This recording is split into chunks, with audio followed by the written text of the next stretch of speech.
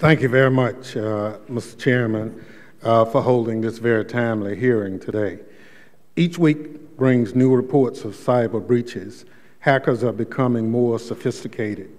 They are hitting Americans where we live, work, and play at unprecedented rate and in new and very troubling ways. Last month, President Obama signed an executive order improving critical infrastructure cybersecurity that directed the Department of Homeland Security to establish a new voluntary program for critical infrastructure. The issuance of this executive order is a positive step forward. It has the potential to foster unprecedented collaboration between the federal government and the private sector on this very difficult Homeland Security challenge. I look forward to hearing from you, Deputy Secretary Luke, about the Department's central role under this order, as well as the progress DHS has made in recent years to build its cyber capabilities. I'm also looking forward to hearing from representatives of critical infrastructure sectors that are joining us today about the importance of fostering a close working relationship between industry and the federal government. At my urging, Ms. Richardson of the American Civil Liberties Union is here to help us think about how we can protect that relationship in a way that protects the privacy and civil liberties of all Americans. While the issuance of the executive order is a welcome development, it will take legislative action to fully address cyber threats and vulnerabilities to critical infrastructure. I appreciate what the chairman has said about his desire to focus on cybersecurity this Congress. But as we saw in the 112th Congress, simply wanting to pass cybersecurity legislation is not sufficient.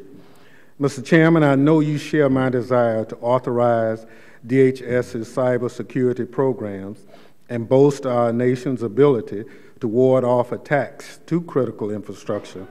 However, I'm afraid that some of our colleagues in the House have not seen the light. Hopefully, the testimony we received today will help this committee make the case for moving cybersecurity legislation to the House floor.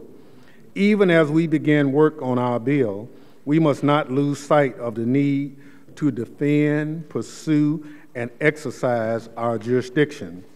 Recently, another committee introduced cyber legislation, H.R. 624, which is expected to see action on the House floor in April. That bill, for the first time, would authorize the Department's National Cybersecurity and Communications Integration Center, but the Speaker did not refer the bill to this committee. Last week, I, along with Ranking Member Clark, sent you a letter urging you to insist upon a referral of the bill.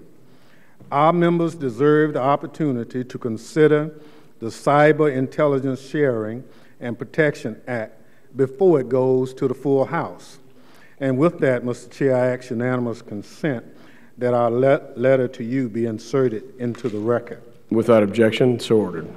Before I close, I'd note that this hearing is taking place at a time when the effects of arbitrary across-the-board spending cuts are just beginning to be realized.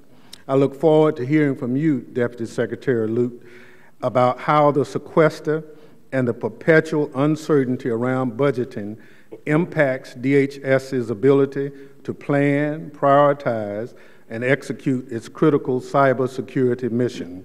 Once again, I'd like to thank all of the witnesses for being here today, and I look forward to their testimony, and I yield back.